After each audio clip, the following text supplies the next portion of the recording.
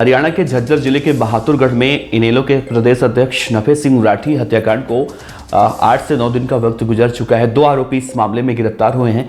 इन 2 आरोपियों को पहले फ्लाइट से जब पुलिस लेकर हरियाणा आई और कोर्ट में पेश करके इनकी 8 दिनों की कस्टडी ली गई और 8 दिनों में जब देखें पूछताछ में 2 दिन का वक्त गुजर चुका है।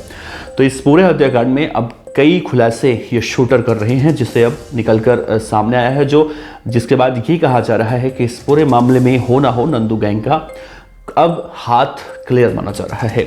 और ये भी जानकारी इन गैंगस्टरों ने दी है कि किस तरह से इन्हें हथियार मुहैया कराए गए, किस तरह से इन्हें विदेश में बैठकर किसी ने फ़ोन करके इन्हें एक एक मोमेंट की जानकारी दी और हत्या करने के बाद ये क्या कुछ करने वाले थे, कैसे फरार हुए, सारी बातों का खुलासा इन्होंने पुलिस की पूछताछ में किया है, जो आज के इस वीडियो में मैं आपसे बताऊंगा।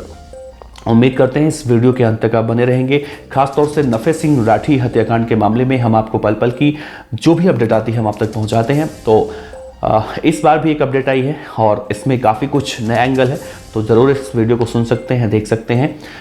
नमस्कार, आप देख रहे हैं BTF न्यूज, मैं हूं आपके साथ देवनाथ पांडे।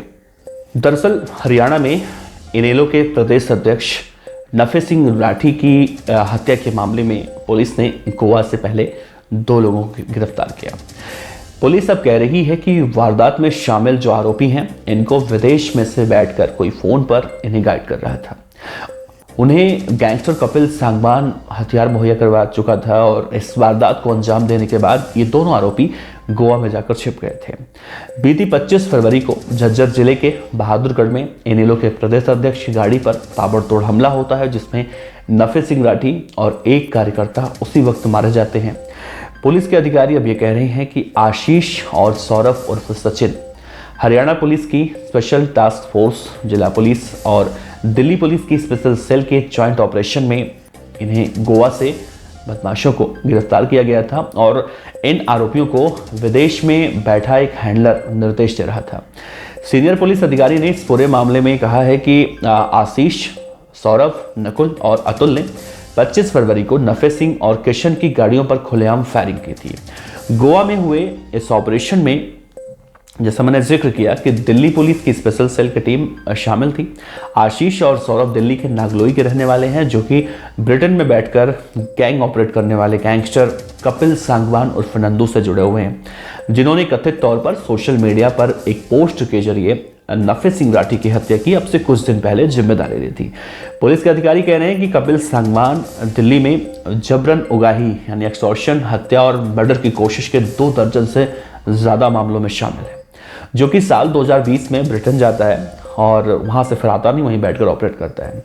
मीडिया रिपोर्ट के मुताबिक उस पोस्ट में गैंगस्टर ने कहा था कि राठी और उसके दुश्मन मंजीत महल एक दोस्त बन चुके थे, इसीलिए कपिल सांगवान ने चारों शूटरों को हथियार और गोला बारूद मुहैया करवाया, जिसके बाद उनकी हत्या की गई। दिल्ली पुलिस के एक अन्य अधिकारी ये भी कह रहे हैं कि कपिल सांगवान के बड़े भाई ज्योति प्रकाश उर्फ बाबा हत्या के एक मामले में दिल्ली के तिहाड़ जेल में बंद है और आने वाले दिनों में हरियाणा पुलिस उस गैंगस्टर से भी पूछताछ कर सकती है, इस बात की भी संभावना है। झज्जर जिले के जो एसपी हैं अर्पित जैन, उन्होंने कहा है कि आशीष और सौरभ यानी दोनों शूटरों पर आपराधिक मामले पहले से दर्ज हैं और ये भी उन्होंने स्टेटमेंट में कहा कि उन्हें गोवा से गिरफ्तार हमने किया है और उन्हें कोर्ट में पेश किया और 8 दिनों की जो रिमांड उनकी हमने ली है और उसी रिमांड के दौरान उनसे पूछताछ भी की जा रही है। और इसके बाद आरोपियों द्वारा अपराध में इस्तेमाल की गई जो कार थी वो pहले ही हरियाणा के रेवाड़ी से मिल चुकी थी। उन्होंने ये भी कहा कि इस वारदात के पीछे की जो मेन वजह है अभी तक सामने नहीं आई है और दोनों की गिरफ्तारी की जो और बदमाश है कोशिश चल रही है और बहुत जल्दी पकड़े जाएंगे। और ये भी कहा जा रहा है कि विदेशी IP जो एड्रेस होता है उसके सबूत मिले हैं और तकनीकी सबूतों से ये मालूम चला है कि एक विदेशी आधारित हैंडलर उन्हें बार बार फ़ोन कर रहा था। पुलिस अधिकारी ये भी दावा कर रहे हैं कि आरोपियों से शुरुआती पूछताछ हुई, उसमें कहा गया है कि वो भागने के दौरान पेटीएम, फ़ोन पे इस्तेमाल नहीं कर रहे थे बल्कि कैश का इस्तेमाल ज़्यादा कर रहे थे और वो दोनों ने रेवाड़ी से अहमदाबाद तक एक ट्रेन ली और टैक्सी से मुंबई से गोवा जाते हैं। लोकसभा चुनाव से पहले नफे सिंह राठी पर हमला बीजेपी शासित हरियाणा में विपक्षी दलों ने तीखी प्रतिक्रिया दी है। झज्जर पुलिस ने घटना के बाद दर्ज की गई एफआईआर में पूर्व बीजेपी विधायक नरेश कौशिक और अन्य को इस पूरे मामले में नामित तो किया है। इस मामले में जो आईपीसी की धारा 302 और आर्म्स एक्ट के तहत केस दर्ज हुआ है।